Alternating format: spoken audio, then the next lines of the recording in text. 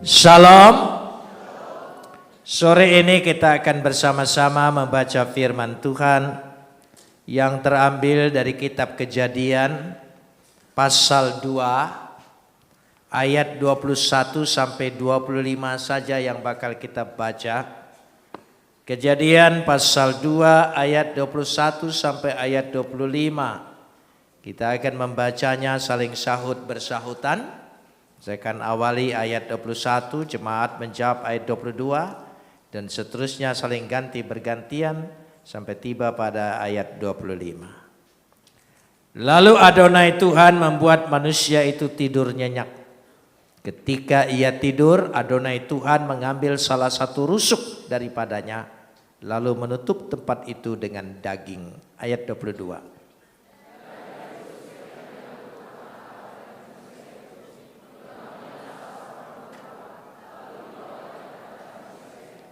Lalu berkatalah manusia itu, inilah dia, tulang dari tulangku dan daging dari dagingku.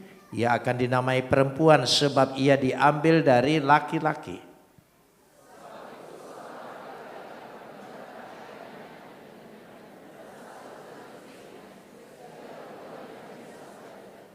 Mereka keduanya telanjang, manusia dan istrinya itu, tetapi mereka tidak merasa malu. Kapot leha Adonai Elohenu kapot leha. Segala kemuliaan ya Adonai Tuhanku, kemuliaan bagimu. Saudara yang dikasihi Tuhan, sebelum saya memulai ini, hidup tentang rumah tangga, hubungan suami istri. Yang pertama adalah realita kehidupan. Hidup yang sebenarnya itu adalah dalam rumah tangga. Itu hidup. Kita percaya tadi pagi, dari pagi, siang, bagaimana kita hidup yang diubah oleh Tuhan. Untuk menjadi serupa dengan Yesus yang diinginkan oleh Yesus. Seperti itu.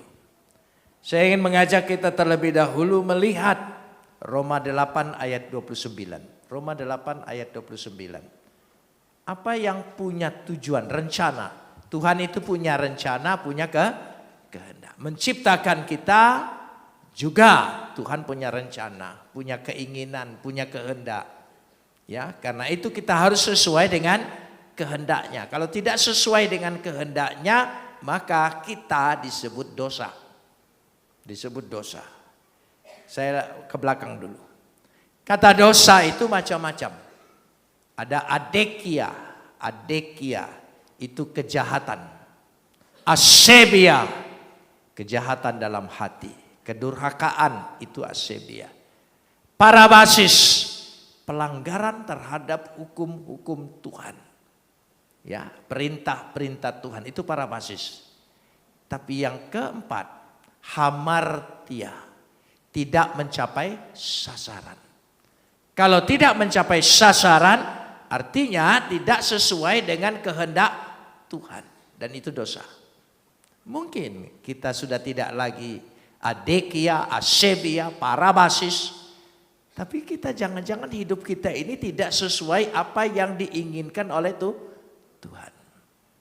Dan realnya keinginan Tuhan itu ada dalam kehidupan rumah tangga. Itu praktek nyata. Ya, praktek nyata. Sebab ada keinginan, kembali lagi di sini. Sebab semua orang yang dipilihnya dari semula, mereka ditentukannya dari semula untuk menjadi, oh ini rencananya, menjadi apa? Serupa dengan gambaran anaknya. Menjadi serupa. Ya, serupa, menjadi serupa. Kata Ibraninya, kata Yunaninya bagus sekali, menjadi serupa dikatakan sumor paus. Kata ini mengandung menjadi serupa. Ya, menjadi serupa. Jadi bukan mirip, tapi menjadi serupa. Kita jangan mirip, kita harus betul-betul serupa. Ya. Jadi dengan kata lain, kalau kita menjadi serupa dengan Yesus dalam segala kehidupan kita, itulah kehendak dan keinginan Tuhan. Apakah kita sudah mengikuti kehendak dan keinginan Tuhan? Itulah yang disebut hamartia, tidak sesuai dengan keinginan Dia. Ya, Nah, karena itu kita lihat di sini serupa dengan gambar, supaya anaknya itu menjadi yang sulung. Yang sulung maksudnya teladan, role model kita. Kita harus seperti Yesus, meniru Yesus. Ya, meniru Yesus. Bukan mendekati, betul-betul serupa dengan Yesus. Saya ingin lanjutkan sekarang ini.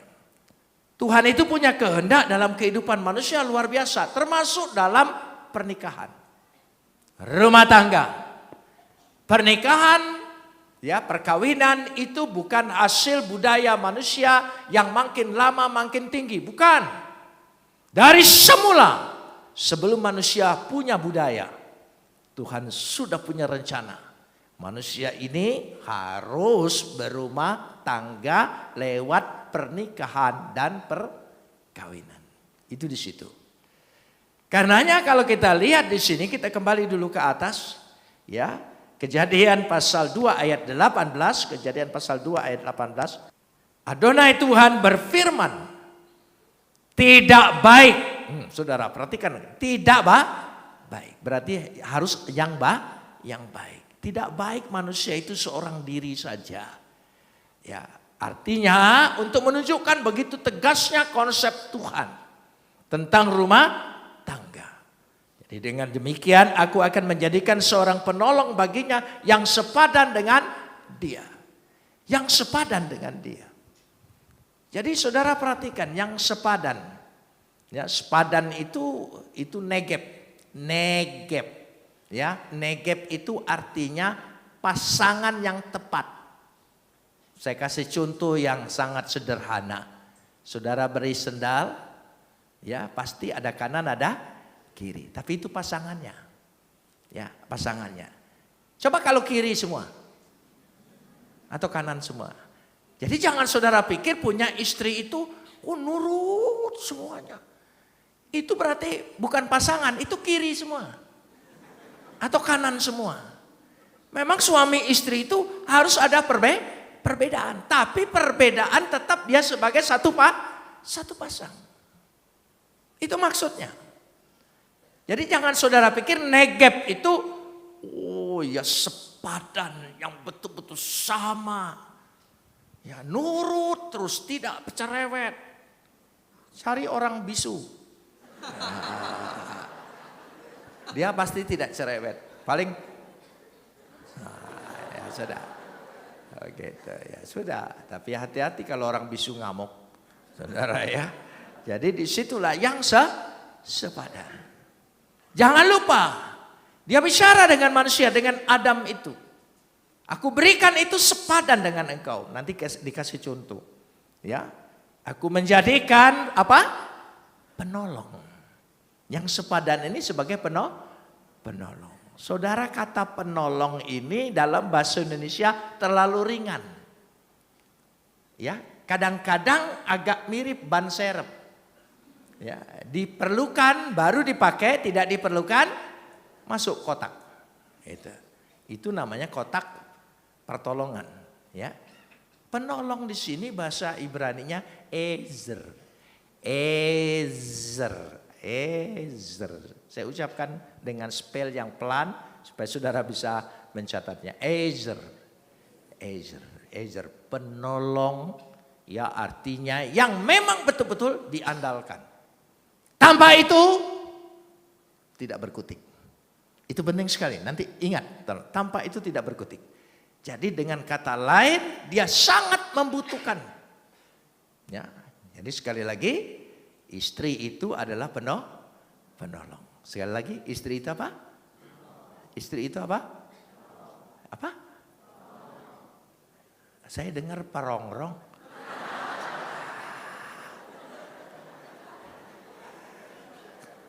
Loh, dia penolong bukan perongrong. Itu penting, tolong ingat, ini nanti nyambung ayat-ayatnya. Dia nyambung. Bagaimana cari istri yang penolong bukan perongrong? Bahasa Ibraninya apa tadi? Ezer. Apa? Apa? Kok saya dengar herder?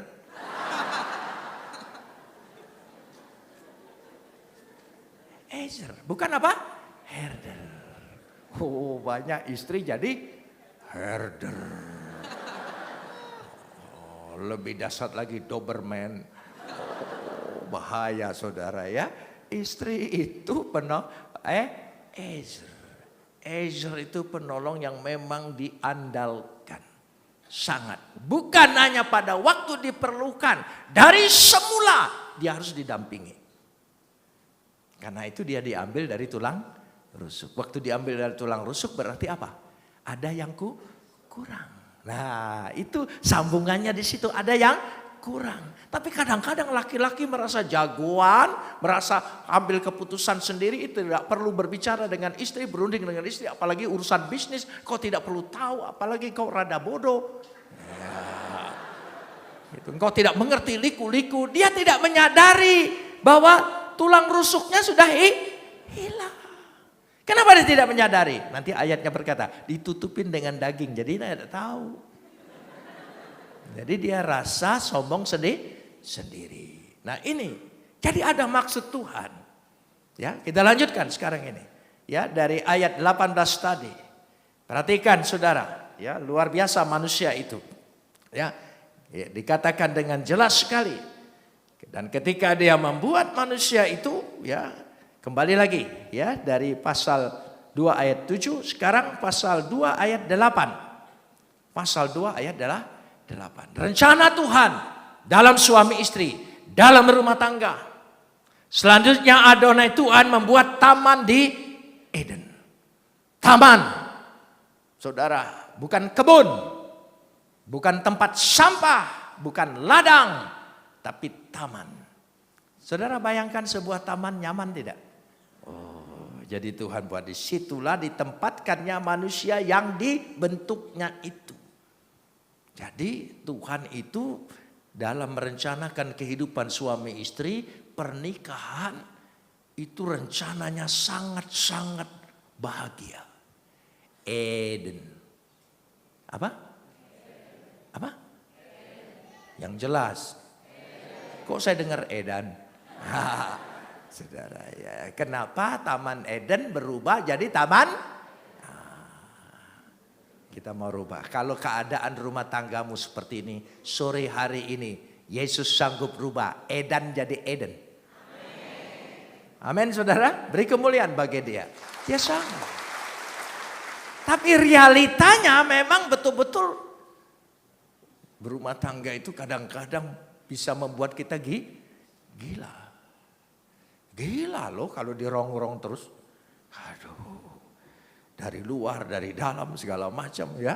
Itu betul-betul. Makanya kadang-kadang pernah enggak rasa. Ya ibu juga kalau punya suami. Ya seenaknya ini. Rasanya betul-betul tinggal di rumah sakit jiwa kan. Ya saudara ya. Rasa hampir gila. Pernah enggak rasa jangan-jangan saya sudah gila? Pernah enggak? Ayo pernah enggak?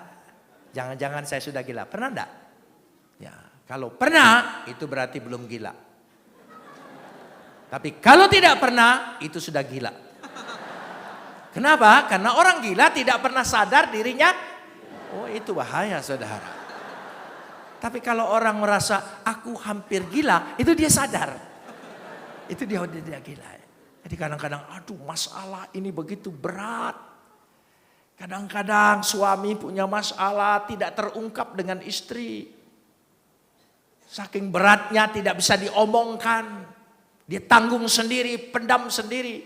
Nanti meledaknya lain. Ya, mulai garang dan marah. Istri juga begitu. Tidak terungkapkan dengan suami, tekanannya segalanya tidak terungkapkan. Muncul jerawat. Dari situ saudara. Dia dibuatkan di Taman Eden. Kita langsung masuk. Kita langsung masuk ayat 21. Masuk kepada ayat 21. Lalu Adonai Tuhan membuat manusia itu apa? Ketika ia tidur, Adonai Tuhan mengambil salah satu rusuk daripadanya, lalu menutup tempat itu dengan daging. Kenapa Tuhan ketika mengambil rusuk Adam, ya Adam disuruh tidur? Kenapa? Ayo. Tardema, lelap. Ada orang berkata, oh dia perlu dibius. Itu Tuhan loh. Tidak perlu bius. Tuhan sanggup ambil tanpa rasa sakit. Itu di sorga. Mana ada rasa sakit. Dia sanggup. Tapi kenapa Adam disuruh tidur? Pertama. Ya, saudara perhatikan. Ini ayat. Jangan saudara pikir. Kalau baca ayat tidur. Oh ya sudah tidur gitu saudara ya. Lalu saudara mikir sendiri. Tuhan itu punya maksud. Adam itu ciptaan pertama. Makanya kalau saudara baca tadi dari ayat 19, 20, ya saudara perhatikan di situ Adam itu menciptakan segala sesuatu. Oh dia menjadi kepala, dia punya pengetahuan dahsyat, seluruh makhluk ya dinamain oleh dia. Waduh, otaknya, memorinya dahsyat saudara. Ya, hebat kekuatannya. Coba bayangkan, kita lihat dulu. Ya, kita lihat dulu di sini. Ayat yang ke-19. Lalu Adonai Tuhan membentuk dari segala binatang hutan, segala burung di udara. Dibawanyalah semuanya kepada manusia itu untuk melihat bagaimana, tolong sambung. Ia menamai dan seperti nama yang diberikan manusia itu kepada tiap-tiap makhluk yang hidup, demikianlah nanti nama makhluk itu. Bayangkan. Saya nama burung aja enggak semua tahu saudara ya. Gitu kadang-kadang. Tapi lama-lama tahu kalau belajar terus. Tapi lupa. Jangankan nama burung. Avenger saja tahu saya. Ya, dari cucu belajarnya. Oh, dia bilang ini Iron Man. Ini Black Panther. Ini Nebula. Oh tahu gitu. Jadi belajar dari dia. Nah Adam coba. Sudah tahu semua? Coba ayo jujur. Maha tahu, semua tahu. Hebat kan Adam? Ciptaan pertama. Lalu nyusul ciptaan kedua. Ayo, apa yang dilakukan? Aku pasti tahu kan gitu. Siapakah kamu? Sengaja disuruh tidur supaya tidak tahu. Supaya Adam tidak berkuasa sewenang-wenang terhadap pasangannya. Wanita tetap menjadi sosok misterius. Misterius. Gak ngerti kita tentang wanita. Ayo suami-suami, berapa tahun engkau menikah? Engkau mengerti pas tentang istrimu? Gak ngerti. Saya 52 tahun menikah. Kadang-kadang masih tetap gak ngerti juga. Dulu kalau dia agak marah-marah, saya pikir sedang datang bulan. Sudah tua begini datang apa lagi saudara? Tetap menjadi sosok yang misterius. Untuk misterius itu kita perlu memahaminya, mempelajarinya, mendalaminya. Di situ hubungan suami istri. Ya. Kita tidak merasa sok tahu. Karena itu disuruh tidur. Kau tidak boleh berkuasa. Kau tidak pernah harus merasa lebih tahu dari dia. Tidak. Kau tidur. Tidur nyenyaknya dia saudara ya. Jadi betul-betul tardema. Saya sedang mikir Alkitab ini diterjemahkan ke bahasa Palembang. Itu bagaimana kalau bahasa Palembangnya? Itu. Tapi saya takut tidak serius dia kalau ditulis bahasa Palembang. Ya, agak ucak-ucak sedikit ya. Gitu saudara. Ya sudah sampai di situ dulu ya. Jadi dia dibuat tidur. Sekali lagi kita baca ya. Manusia itu apa? Tidurnya. Begitu bangun sudah tersedia. Saudara, wah luar biasa. Ajaib Tuhan menyediakan segala sesuatu. Bangun sudah punya pasangan. Bangun. Nah saudara, ini penting. Bapak-bapak, pemuda yang belum menikah, carilah istri yang membuat engkau tidur nyenyak. Jangan cari istri yang membuat engkau tidak bisa tidur.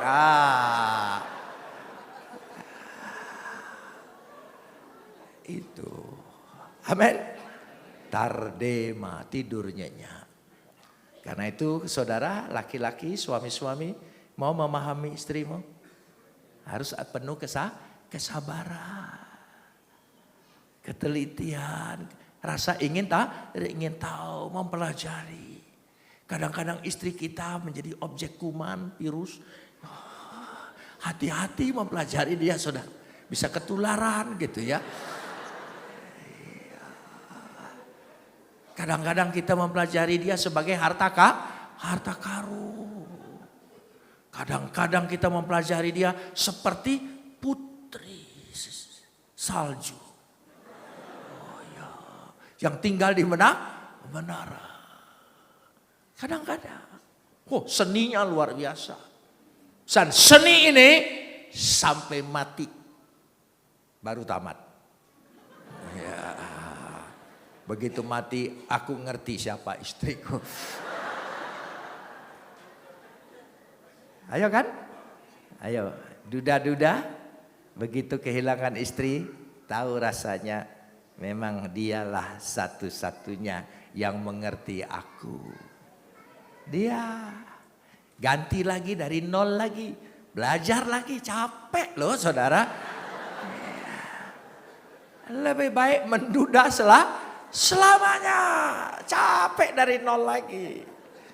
Yang ini aja udah capeknya luar biasa. Belajar yang baru lagi, ketemu milenial, tambah susah lagi. Ya, jadi jangan terpikat,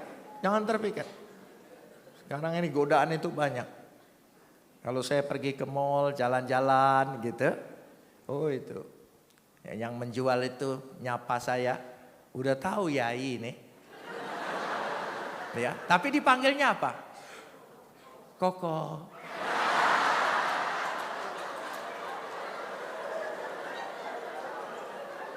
Langsung berbunga-bunga. Dari nggak beli jadi beli.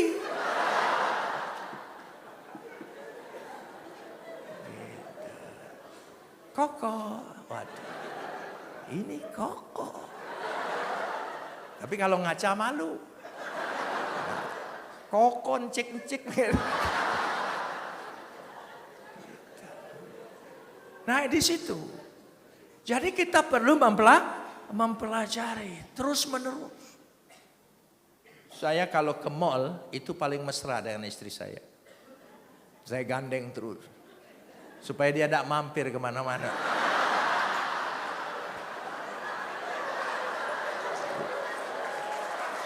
Iya. Itu trik suami. Kalau engkau mulai masuk mall, genggam tangan istrimu erat-erat. Seperti mesra. Kalau paksa, ayo sini.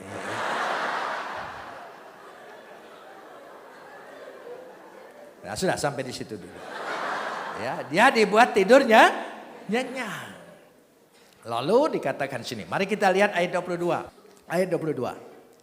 Dan dari rusuk yang diambil Adonai Tuhan dari manusia itu, tolong sambung. Apa? Nanti dulu. Dibangunnyalah.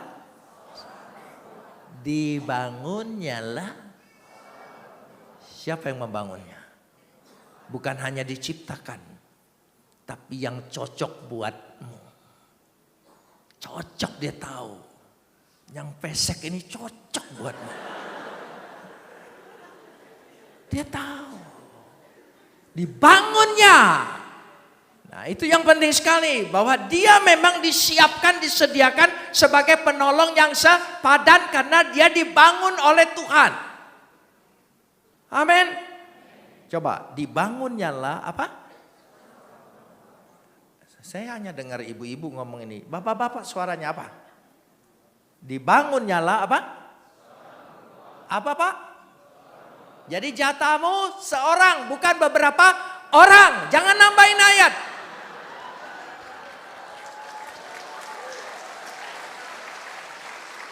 Jangan nambahin ayat kan?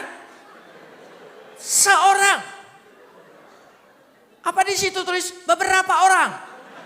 Hana, Marta, Esther? Enggak, saudara. Hana ya Hana, Esther ya Esther. Gitu.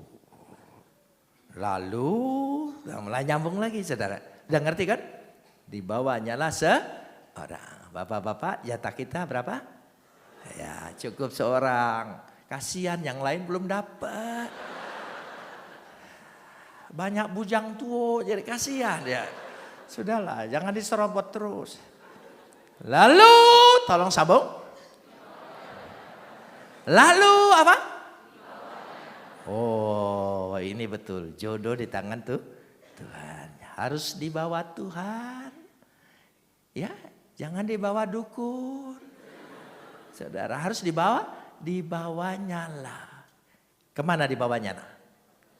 Ya, jadi perempuan itu dibawa Tuhan kepada laki-laki, Adam pada suami. Siapa yang bawa? Tuhan. Siapa yang bawa?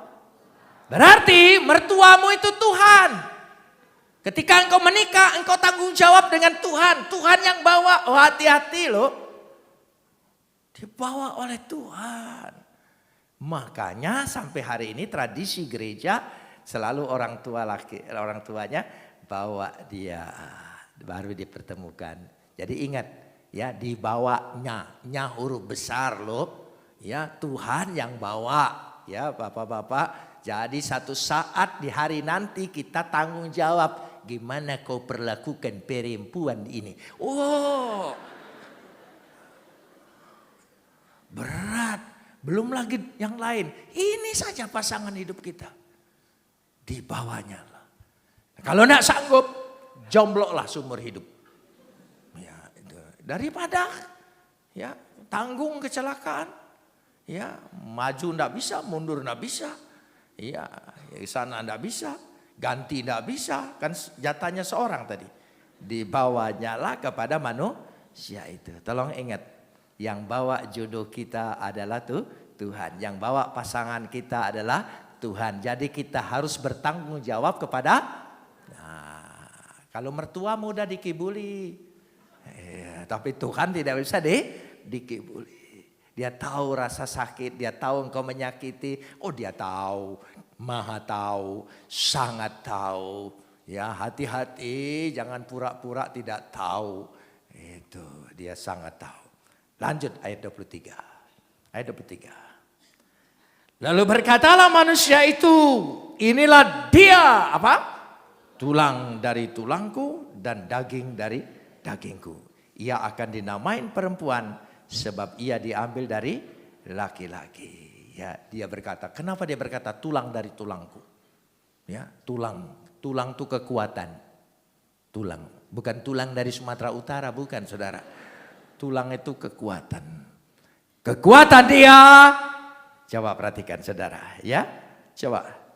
Ya, tulang dari tulangku. Berarti tulang kekuatan dia adalah kekuatanku. Aku harus kuat.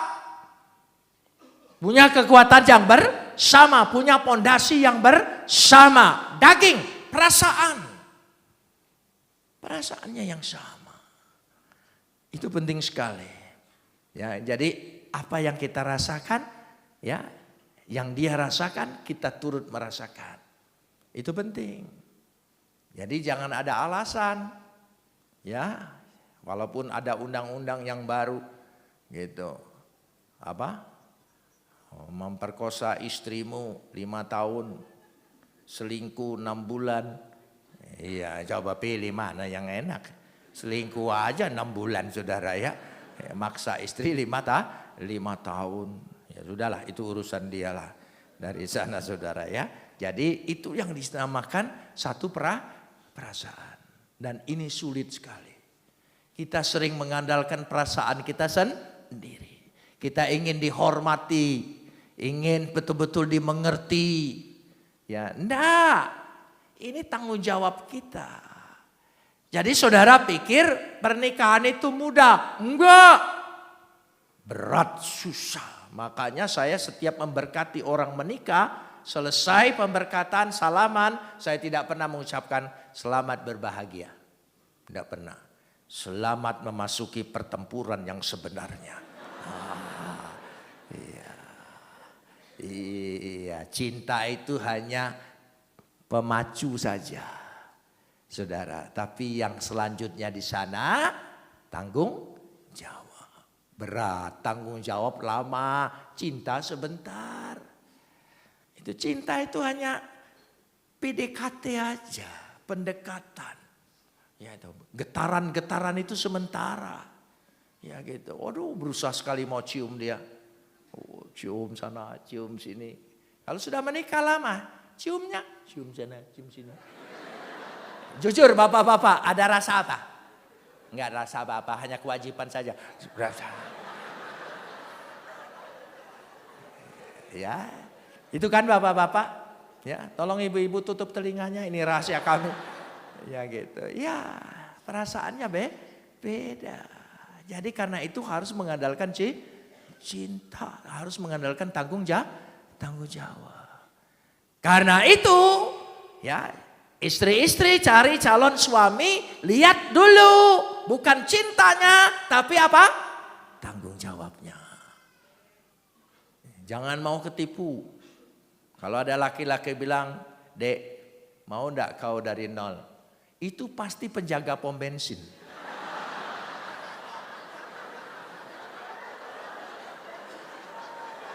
Loh ya kan, penjaga pom bensin selalu berkata, "Pak, dari nol." Gitu. Jangan mau. Yang harus dilihat memang dia tidak mendadak kaya, dia harus kaya, dia segala macam. Tapi lihat dia punya tanggung jawab. Itu penting sekali. Saudara, tanggung jawab itu paling berat. Dan engkau harus meneliti rasa tanggung jawabnya. Di mana? Ya, jangan hanya dilihat yang pertama saja. Oh, kalau pertama nyebrang aja di tuntut. Kalau sudah kawin kayak bebek. Saudara, enggak lagi dituntun, saudara ya. Itu. Sabar gitu, kalau sedang jemput dia belum nikah. Ya, walaupun kita orang Indonesia sok Hollywood, pakai buka pintu untuk dia dulu. Apalagi diliatin mertua, aduh, masuk dia dulu, tutup gitu. Baru kita masuk, setir. Sudah menikah, tenten, cepat dikit. Dia baru make up separuh. Sampai alat make upnya dibawa ke mobil. Makanya di mobil banyak wanita-wanita yang suaminya nggak ditutupin lagi pintunya. Waktu masuk itu sudah rada jalan tuh. Udah rada jalan. Kayak angkot aja ya saudara. Gitu, bayangkan. Ya. Di mana tanggung jawabnya? Gitu. Apa salahnya sih? Enggak terlambat beberapa menit sih. Ya, ini enggak langsung. Oh, ayo cepat dikit. Masuk. Langsung tutup pintu. Cepat sedang jalan. Gitu. Padahal rok istrinya separuh masih di luar. Jadi saya lihat di mobil itu banyak yang roknya kibar-kibar. Kasihan. Saudara, ini bukan bicara cinta, ini bicara tanggung jawab. Itu penting sekali dan itu bisa dilihat. Ya, jadi sekali lagi itu harus punya tanggung jawab. Kita benar-benar melihatnya. Belum terlambat untuk memperbaiki. Belum terlambat. Bukan kekuatan kita, Yesus yang berikan kesanggupan itu. Amin. Yesus sanggup berubah. Sanggup berubah. Kita lanjutkan tadi, ayat tadi ya. Kita masuk pada ayat ini. Ya, kita lihat di situ. Ya, setelah tulang. Sebab itu seorang laki-laki akan meninggalkan ayahnya dan ibunya, tolong sambung.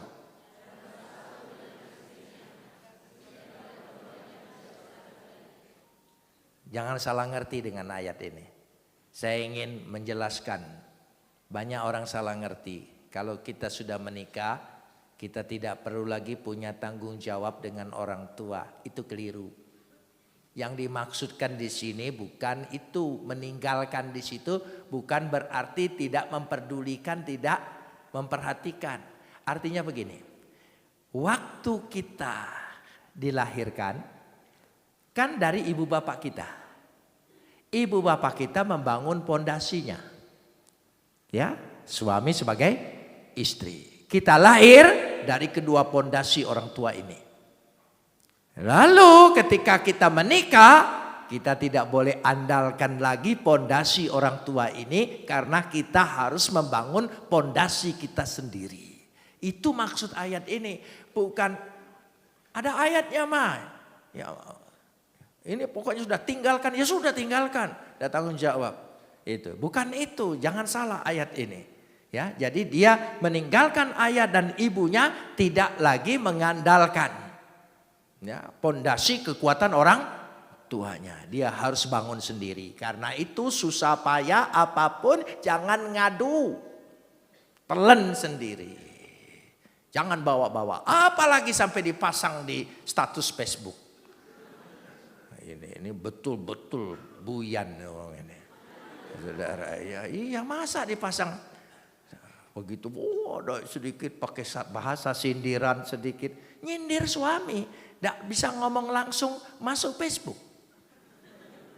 Saya sering baca itu loh, sering baca itu.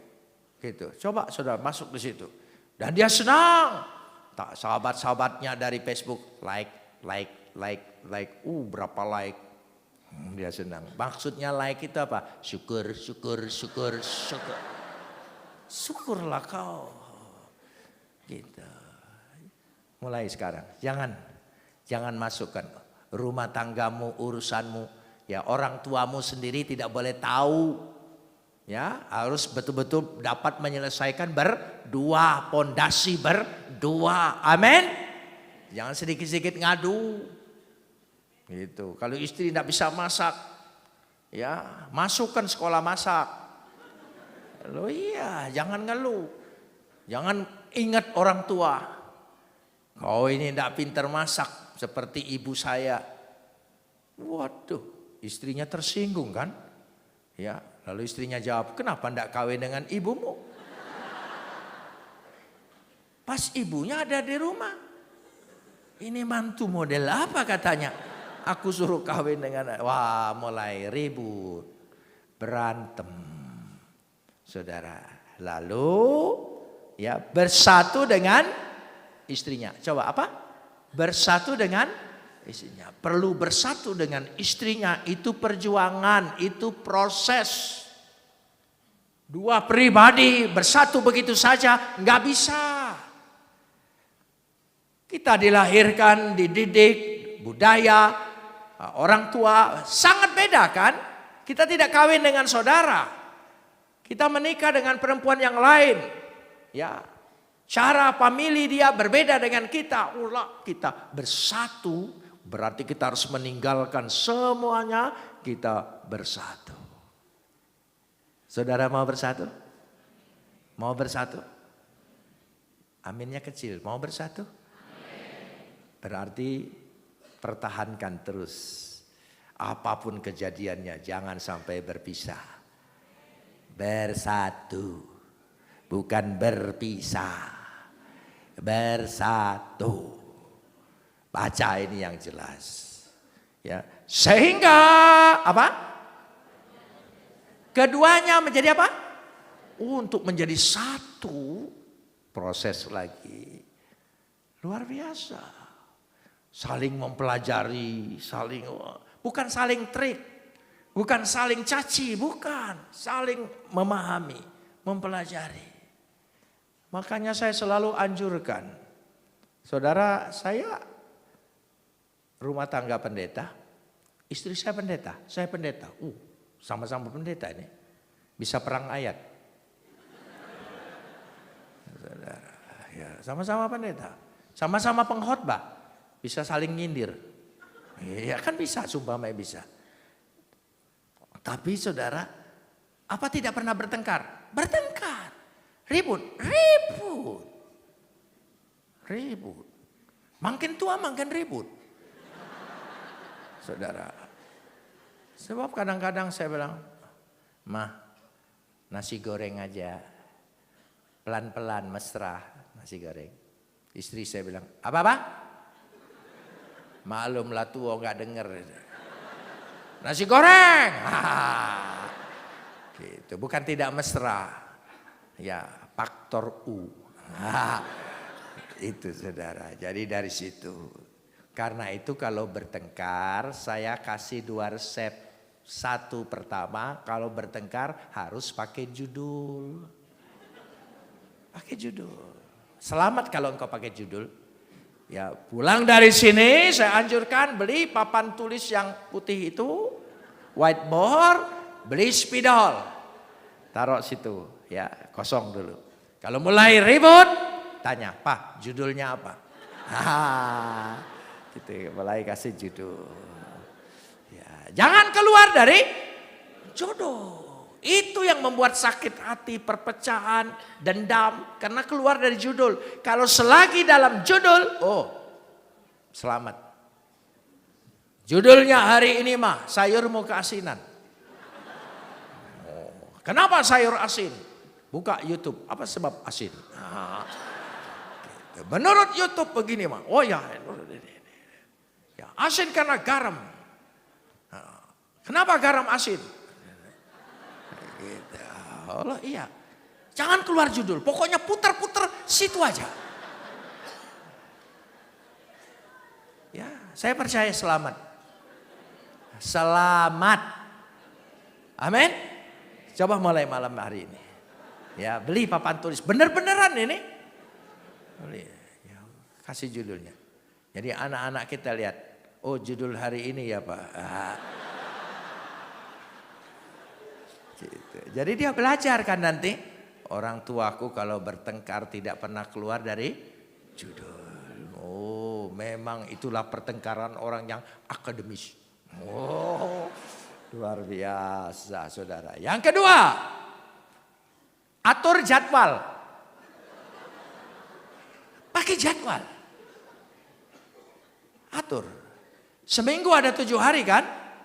Ya, jadi Senin suami boleh marah, istri diam. Karena bukan waktumu. Biar suami ngoceh terus, jangan dijawab. Ya, nanti Selasa istri, suami diam. Nah, giliran Selasa suami diam aja, aku hari Rabu kok. Ya, gitu. Jadi pakai jadwal. Jadi kalau panas sama panas, bertengkar sama bertengkar, kalau pakai jadwal, tidak waktu bersamaan, aman. Aman. Senin suami, Selasa istri. Rabu suami, Kamis istri. Jumat suami, Sabtu istri. Sabtu paling repot, anak kumpul semua kan. Gitu, jadi suami. Tinggal sisa hari Minggu. Serahkan pendeta marah-marah. Kalian berdua dengar, duduk. Ya, dia lagi marah-marah tuh Pak Sabta. Saudara ya, itu jatah pendeta. Jadi saya gunakan betul jatah ini hari ini. Saudara, ya gitu. Jadi adil kan? 3 hari Minggu pendeta gereja. Itu. Amin saudara. Jadi pakai jadwal. Mulailah atur malam ini ngomong-ngomong. Gitu, atur-atur aja. Ngomong-ngomong sambil mau tidur. Pak Pendeta tadi ngomong kita harus pakai jadwal Pak. Supaya aman gitu. Pakai jadwal apa? Ya, pakai jadwal. Ya, aman pakai jadwal. Karena kita orang modern, milenial. Gitu ya, kita pakai jadwal. Selamat saudara. Selamat. Yang menyelamatkan rumah tangga, hubungan kita, harmonisnya tidak, ya itu kita. Kita harus punya usaha sendiri. Amin? Loh iya. Harus panggil yang mesra. Amin? Loh iya. Kan bukankah dulu waktu pacaran engkau harum sekali. Deodoran, parfum, ya enggak kebeli yang mahal, yang KW, tambahan. Iya saudara, pakai parfum itu kalau wanita itu, ya mestinya cukup seret, ini enggak, seret. Sampai ujung rok pun saya pikir siapa yang mau cium di situ ya. Maksudnya supaya kalau roknya berkibar, harumnya, oh, gitu. Bagus sekali. Dia ini harum nian. Ya, terbayang harumnya dia itu. Tapi kalau sudah menikah, bau balsam. Minyak angin. Saudara, iya. Kalau belum menikah, penampilannya luar biasa. Sudah menikah, tidur di sebelah pakai masker. Suami bilang, kuntilanak mana? Dia itu enggak mau ngomong aja. Aku menyambung lidah ngomongin. Iya.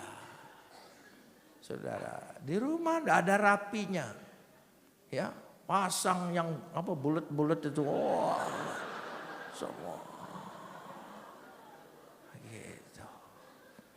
Itu sampai kececeran kemana-mana, saudara. Di kamar mandi ada, di dapur ada semua. Sampai ada semua, saudara. Nah, ini penting. Kita celah, jangan buat celah kecil. Harmonisasi itu, ya romantis itu harus kita buat. Amin. Buat supaya suamimu, ya saudara, dia tidak kepada yang lain karena engkau sudah lengkap segalanya. Nah, kalau suami jalan, kan mata istri lebih awas. Kalau dia mulai lirik gitu. Ada yang pakai bikini, dia lirik gitu. Besok engkau beli bikini. Ya, pakai. Ya, biar nenek-nenek asal di rumah, pakai aja.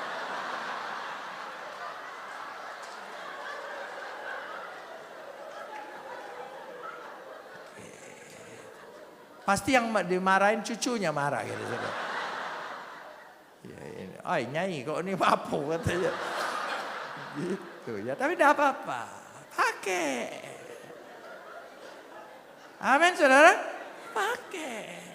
Supaya dia tidak lirik lagi. Nah, jangan lirik yang lain. Ini nih aku sudah beli begini. Nah. Gitu. Gitu. Dia kan gitu. Kan takut ketahuan istrinya, kan jadi lihat sepintas saja. Padahal ini yang sana lihat lagi. Iya. Itu. Saudara, di Jakarta ada sidang sinode. Dulu ini. Sudah lama sekali. Waktu PRJ ada di Taman Ria di Monas. Belum pindah ke Kemayoran, belum pindah ke Kemayoran, masih di situ. Jadi satu hari sidang sinode pendeta-pendeta ini, ini pendeta-pendeta gereja yang sangat rohani. Ya, kasih waktu satu malam buat relax di Taman Raya Jakarta, PRJ. Sudah lihat, jalan semua. Waktu jalan lihat pameran mobil kan. Yang namanya wanita pameran mobil itu paling seksi-seksi kan. Saudara, begitu lihat, darah Yesus. Ya, darah Yesus. Darah Yesus. Tapi lihat terus, darah Yesus. Kalau darah Yesus sekali lihat sudah. Ini darah Yesus. Darah Yesus, darah Yesus. Makanya jangan sok rohani, saudara. Ya lah, iya biasa-biasa aja lah. Segitu, iya sudah. Ya, pergi, ya kemana kita cari. Ini bikini cocok buat istriku, nah, gitu. Mah pakai yang ini mah, agak menerawang. Gitu. Kan di rumah sendiri. Apa-apa, asal jangan keluar. Kalau keluar masalah. Selagi dalam rumah tidak bermasalah. Tidak bermasalah. Amin. Ini saya kasih contoh bahwa harmonisasi itu kita sendiri yang mengusahakannya. Saya tahu ibu-ibu, bapak-bapak lebih tahu Apa kira-kira suamimu, apa kira-kira istrimu. Apa yang menyenangkan dia, ayo buat. Amin. Oh iya, itu penting sekali. Ya, istri saya itu pintar masak. Sangat pintar. Makanan enak di luar dia rasa, nanti di rumah dia buat lebih enak dari restoran. Itu cara suami bijaksana. Jangan ngomong, "Oi, lemak nian yang di sana itu." Dah boleh. Kau ini lebih lemak nian, oi. Kalau kau buka restoran laris. Aku yang pertama makan terus-terusan. Gitu. Itu bijaksana. Gitu. Jangan muji orang di depan istri. Pujilah istri. Pasti. Setelah engkau puji, langsung dia tanya, "Pak, besok mau makan apa?" Oh, langsung makan apa? Oh, pindang baiklah. Istri saya orang Sunda, tapi seluruh makanan Palembang dia pintar masak. Dia masak semua. Hebat enggak? Ya. Saya kalau di luar jarang sekali ke restoran Sunda. Enggak. Istri saya orang Sunda. Kami tiap hari restoran Sunda. Di rumah ngapain saya ke restoran Sunda lagi? Dia masak lebih, ini bukan pura-pura, ini beneran. Beneran kan, Ma? Beneran.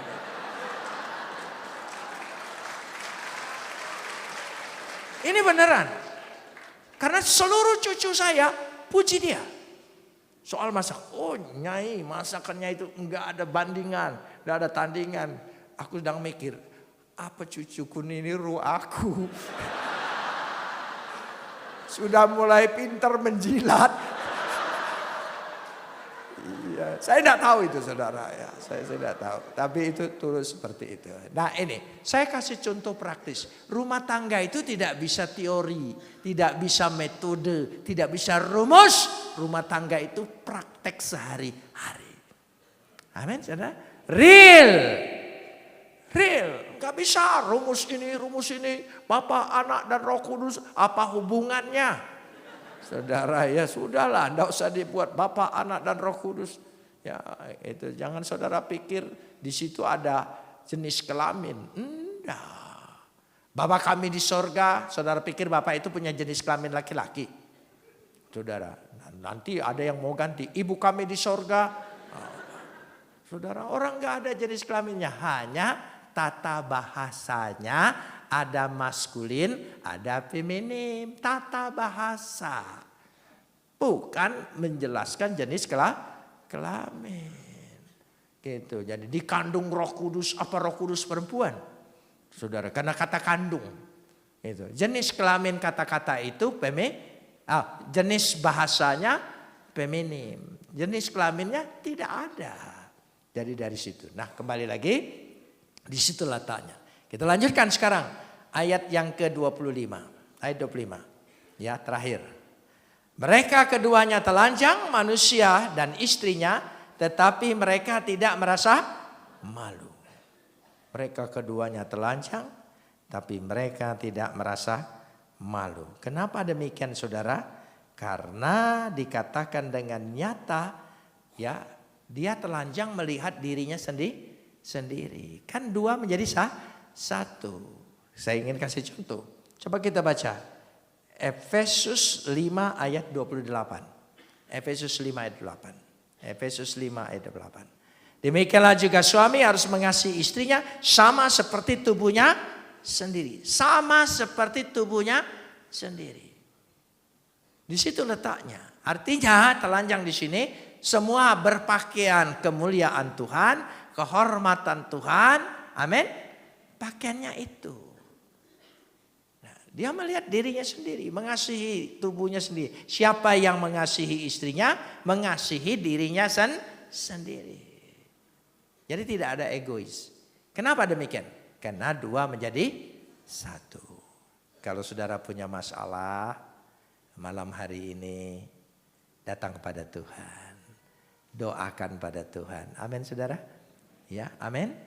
Ya, nanti kita berdoa. Suami istri yang duduk bareng, pegang genggam tangan istrimu, berdoa bersama. Amin saudara. Ya, pegang tangan istrimu, jangan istri orang lain. Itu tangan istrimu. Saya percaya. Mari kita berdoa.